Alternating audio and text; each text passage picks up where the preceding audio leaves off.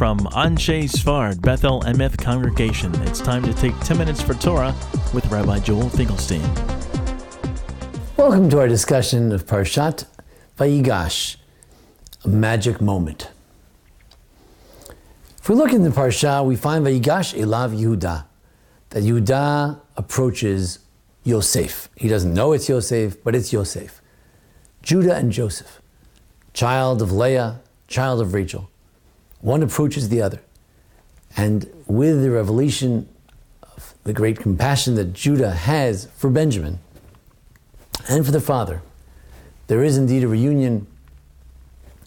Yosef hugs Binyamin, the two full brothers embrace, and then Yosef hugs and cries on the shoulders of all the brothers.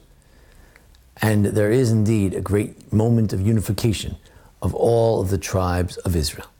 When Jacob comes down, we have then Jacob and all the brothers reunited again. This idea that Yehuda stands up for Benjamin is very interesting because, as the Gemara says in Yuma, the place where the temple is today, where the temple once stood, the place of the Holy of Holies and the Heichal, the holiest sections, belong to Binyamin, and part of the altar, and the rest of the temple belongs to Benjamin.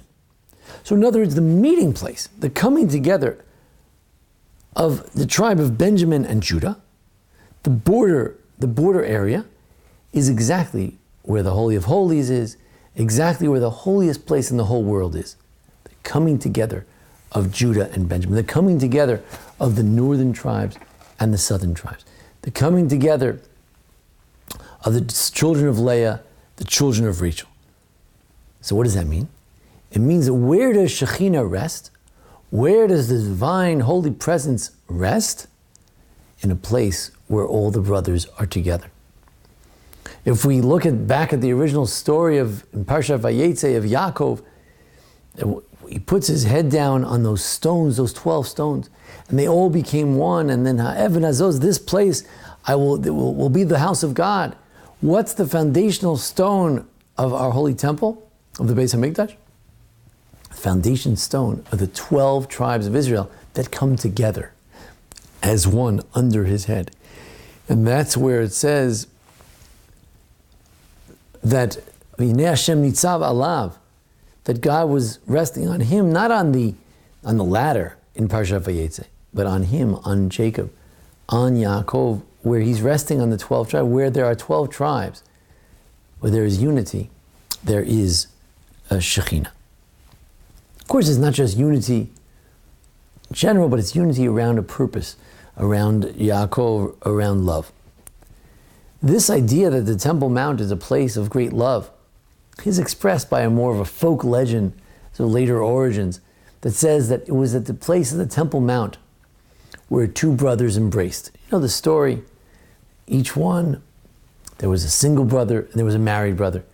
And each night, during the time of the gathering of the harvest, one brother who was single would say, look, what do I need all this wheat for? So he'd sneak over to the other brother's pile and he'd add more wheat to his pile. The other brother would say to himself, look, I'm so fortunate, I have a wife and children. My brother, what does he have? All he has is this wheat. I'll give him a little extra wheat. So he'd sneak over in the middle of the night and give the brother wheat. So each year, he'd land out with the same amount of wheat because he would give him a bit, he would give him a bit. And it was kind of comical from a bird's eye view. But one night, two brothers were heading at the same exact moment to give each other some wheat. And they realized what happened. And at that spot where they realized what happened, that's the spot where the temple was built, where the Beis HaMikdash was built. That story is of dubious origin. But we don't need that story. It's this week's Parsha, where Judah stands up for Joseph. That's where the Shekhinah is. It's not the physical place. Judah stood up for Benjamin in Egypt. But the place where Benjamin meets Judah, that's where the temple is. That's where the temple, the holiest part of the temple, the Kodesh Kodashim, that's where it stands. And that's why Yehuda in coming to this realization and bringing a family back together, they keep emphasizing, the brothers, they never lost vision of that. They're 12 brothers. They don't know where the other brother is, but they're 12 brothers. That's who we are. That's our basic identity.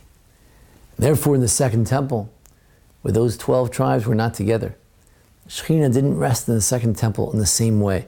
The miracles, the 10 miracles that happened in the Beis HaMikdash, not so sure that it happened in the second temple. The second temple, which is missing those other tribes, it's just not the same. Without the bias kulchem, without the arrival of all the Jews in the land of Israel, it's just not the same. Land of Israel today, which is, thank God, reached a point where perhaps half or maybe more than half of the Jews of the world live there today. It's approaching a time when all the Jews join together in the land of Israel. But when we have bias kulchem, when everyone is there, most of the Jews are there in the land of Israel, something special will happen. It'll bring a special quality of Shekhinah, of the divine presence. The idea of coming together of the tribes, such a beautiful thing that the idea was for all the tribes to unite, but Nebuch, the way things worked out, there's Leah, there's Rachel, there's strife, there's Yehuda, there's Levi and Shimon and Yosef and the dreams, and there's all sorts of stuff that gets in the way of our being together. But hopefully, when we can unite together as one people, around holy purposes in the land of Israel, then hopefully God will rest. Vayinei Hashem nitzav alav. God will rest on top of us. We're reading our Torah this week that Vayu lachadim biyadecha, the ultimate dream, the vision of Yechezkel, in the Haftorah this week in the prophetic reading, is that one day the tribes of Judah and the tribes of Israel, Yosef's tribes, come together. Just as Vayigash ilav Yudah, Judah began the rapprochement with Yosef, and Yosef responded in kind. So too we look forward in the end of days that v'yashvu al haaretz, they will all dwell together in that land. V'yashvu v'alehema v'nehem, they and their children, and David avdi nasi lehem leolam, and they'll accept the kingship of David on top of them. It was David, a united kingdom, Solomon after him, were able to establish a holy temple. It was only through the power of the united tribes of Israel that we could establish such a thing. Until the tribes were united, there was no Beis HaMikdash.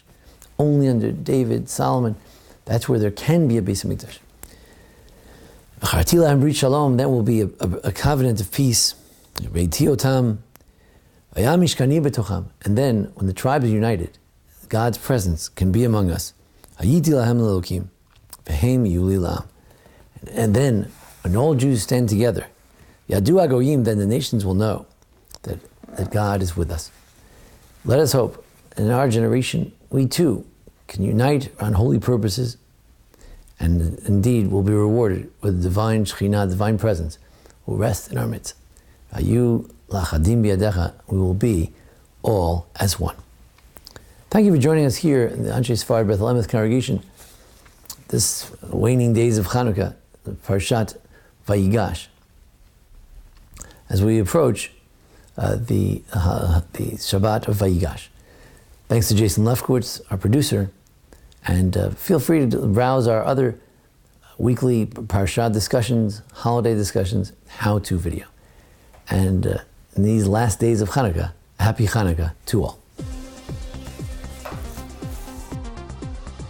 This has been 10 Minutes for Torah with Rabbi Joel Finkelstein. To learn more, visit ASBEE.org. Happy Hanukkah!